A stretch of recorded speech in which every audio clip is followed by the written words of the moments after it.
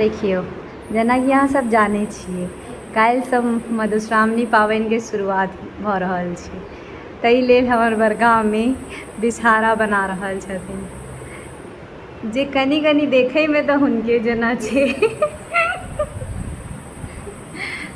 देख रहल छियै,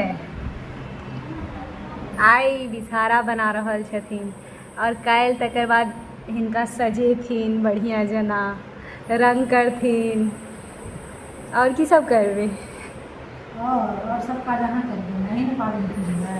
अच्छा, बाकी काज हम ही करबै।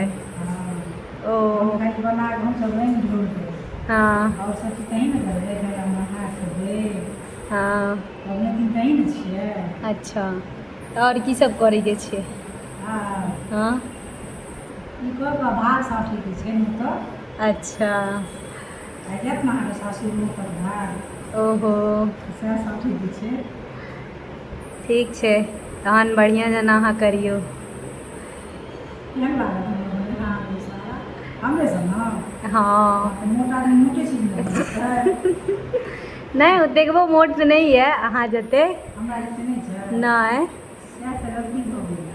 हाँ ओना हम अपने साइजके बनबैके कोशिश केलियै। हाँ हम अपने जेहन छी तेहने बना से लेबै। नहीं से तऽ बढ़िआँ यऽ अहाँके बनले नहि कलाकारी बनबै। करऽ आबैए कनि मनि। लेकिन हम बहुत साल बाद बनेलियै हँ, बुझियौ जे हम अपना घरमे जे बनेने रहियै हाँ तकर बाद हम शायद 30 साल बाद बनेलियै, 30 नहीं 31 साल बाद। अच्छा तऽ 30 साल बाद बना कऽ अहाँके केहन लागैए। आइ हमरा बड्ड मोन खुश भेलैए हाँ जे हम अपना बेटी लए बना रहल छी। अच्छा अपना लए बनेने रही हाँ आ आइ हम अपना बेटी लए बनबै छी, ताहि दुआरे बड्ड मोन खुश होइए।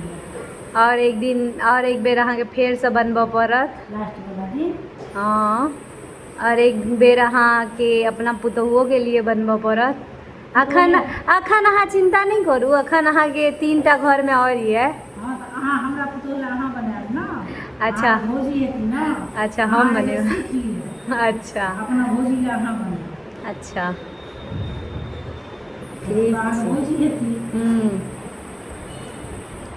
बढ़िआँ देखियौ छै। एहिमे हम डालि दै छी तहन अहाँ